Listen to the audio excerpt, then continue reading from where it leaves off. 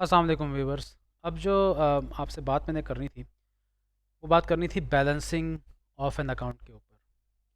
जैसा कि मैंने अपनी लास्ट वीडियो में मेंशन किया था कि बैलेंसिंग के ऊपर मैं आपके साथ एक वीडियो शेयर करूँगा। जब आपने किसी भी अकाउंट को बैलेंस करना होता है तो सबसे पहला काम आप ये करेंगे कि आप उस अकाउंट की नेचर को आइडेंटिफाई करेंगे। जैसे आपके पास इस वक्त सबसे पहले मेरे पास अकाउंट है कैश का। तो कैश बाय नेचर क्या है? एसेट है। कैपिटल बाय नेचर कैपिटल है। Bank account by nature asset है। लोन लाइबिलिटी है। बिल्डिंग एसेट है। परचेज एक्सपेंस है। पेबल्स लाइबिलिटी है। रिसीवेबल्स एसेट है।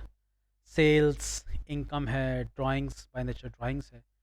बिल्डिंग रिपेयर्स एक्सपेंस है। Electricity bill expense by nature expense है।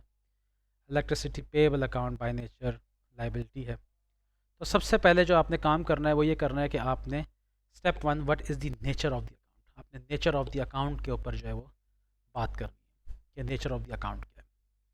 उसके बाद आपने क्या करना है कि आपने अकाउंट की दोनों साइड्स का टोटल करना है। जैसे मैं आपके सामने एग्जांपल दे रहा हूँ कैश की। अगर आप कैश का अकाउंट देखिए तो कैश का अकाउंट का जो डेबिट साइड का टोटल है 55,000 टोटल आ रहा है। ठीक है। और कैश अकाउंट के क्रेडिट साइड का जो टोटल है वो 50,000 आ रहा है। 40,000, 5,000, 2,000 एंड 3,000।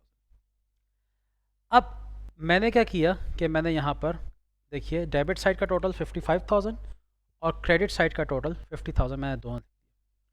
अब मैं अगर मैथमेटिकली बात करूँ, एक साइड का टोटल है 55,000 डेबिट, दूसरी साइड का टोटल है 50,000 क्रेडिट। तो यहाँ पर हैवी साइड कौन सी है? Debit side. तो जब मैं 55 में से 50 को जो है वो सब्ट्रैक्ट करूँगा, सब्ट्रैक्शन करूँगा मैं इसकी, तो मेरे पास जो है वो 5,000 आंसर आएगा। 55,000 माइनस 50,000 5,000। तो जो मेरी बड़ी साइड है, जो मेरी हैवी साइड है वो डेबिट साइड है। तो यहाँ पर मैं लिखूँगा डेबिट। इस बात का मतलब ये है कि मेरे कैश अकाउंट का जो बैलेंस है, closing balance in terms of dollars, वो $5,000 है। और मेरे पास अगर मैं डेबिट क्रेडिट की सेंस से बात करूं तो मैं बोलूँगा कि मेरे पास जो कैश का क्लोजिंग बैलेंस है वो 5,000 डेबिट है। अगर आपसे कोई पूछता है जी ये 5,000 डेबिट कैसे है, ठीक है, तो ये 5,000 डेबिट इस तरह से है क्योंकि आपकी डेबिट साइड हैवी है। एक लॉजिक तो ये।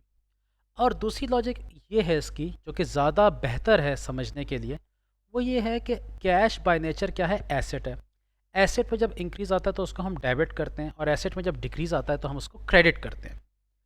तो एसेट के डेबिट साइड पे जो है वो इम्पैक्ट 55,000 से है, यानी कि हमारा कैश 55,000 से इंक्रीज़ हुआ है और 50,000 से हमारा कैश डिक्रीज़ हुआ है।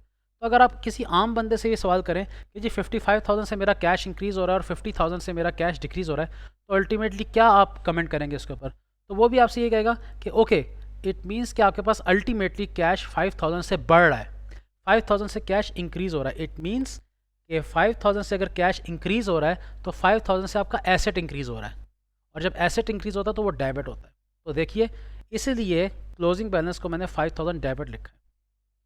आपने इस चीज़ को अपने जहन में रखना है। अभी चूँकि आप बहुत अर्ली स्टेज के ऊपर हैं, तो मैं अभी यहाँ पर आपको ये चीज़ सिखाऊंगा कि आपने अकाउंट को जब बैलेंस करना है तो आपने जो भी आंसर आ रहा है, जब आप हैवियर साइड में से जब आप लाइटर साइड को लेस कर देते हैं तो जो आपके पास जो है वो आंसर जो आ रहा होता है, जैसे यहाँ पर 5,000 आ रहा है, तो आपने करना ये है फॉर द टाइम बिंग कि आपने इस तरह से इसको लिखना है, बैलेंसिंग फिगर लिखना है इसको। मैंने यहाँ से एक चीज़ डिलीट की है अभी, यहाँ पर पहले जो है वो बैलेंस कैरी डाउन लिखा था। मैं आपको रट्टा नहीं लगवाना चाहता कि यहाँ पर मैंने बैलेंस कैरी डाउन क्यों लिखा है। इसके ऊपर मैं एक और वीडियो बनाऊँगा कि किसी अकाउंट में मैं बैलेंस कैरी डाउन लिखता हूँ, किसी अकाउंट में मैं जो है वो प्रॉफिट और लॉस लिखता हूँ बैलेंसिंग फिगर के ऊपर। तो अभी जो मैं आपको गाइड करूँगा वो ये चीज़ गाइड करूँगा कि आप ये 5,000 जो आपके पास आंसर आया है, 55,000 माइनस 50,000, आप ये 5,000 लिखिए। यहाँ पर जहाँ मैंने बैलेंस कैरी डाउन लिखा है इसको आप यहाँ पर एक स्पेस छोड़ दें, इस जगह को खाली छोड़ दें फ़िलहाल। इसके नीचे आप बैलेंसिंग फिगर लिखें। बैलेंसिंग फिगर का मतलब ये है कि आपने हैवियर साइड में से लाइटर साइड को जो है जब सब्ट्रैक्शन की है तो जो आपके पास आंसर आया है वो आंसर आपके पास 5,000 है। ठीक है। या इन अदर वर्ड्स, जब आपने अकाउंट को बैलेंस किया, बैलेंस करने का मतलब होता है बराबर करना। इस साइड का टोटल 55,000 था, इस साइड का टोटल 50,000 था, तो इन दोनों साइड्स को बराबर करने के लिए मुझे 5000 लिखना पड़ेगा। किस साइड पे लिखना पड़ेगा? इस साइड पे, राइट हैंड साइड पे। तो बैलेंसिंग फिगर का एक मतलब ये भी हो सकता है।